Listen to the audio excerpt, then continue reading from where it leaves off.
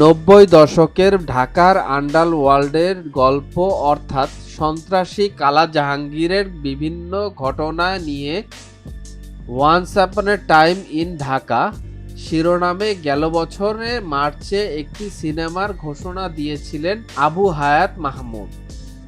সে সময়ে ছবিটিতে অভিনয় করা নিয়ে মোশাররফ করিম ও শরীফুল রাজের নাম শোনা গিয়েছিল।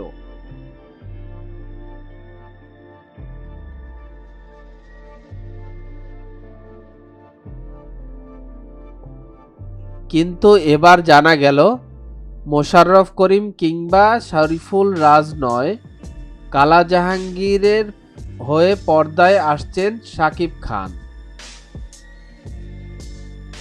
এমনটাই খবর মিলল বিভিন্ন গণমাধ্যমে।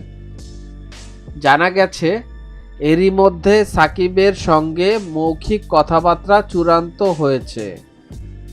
গত ২রা জুলাই সিনেমাটিতে চুক্তিবদ্ধ হতে যাচ্ছেন সাকিব খান।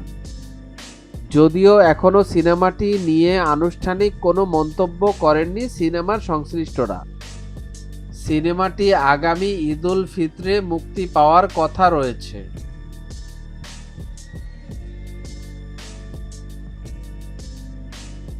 মিডিয়া জগতের এমন ইন্টারেস্টিং বিষয় জানার জন্য আমাদের এন্টারটেনমেন্ট আপডেটকে সাবস্ক্রাইব করুন এবং ভিডিওটি ভালো লাগলে শেয়ার করুন আপনার ফ্রেন্ডসের কাছে।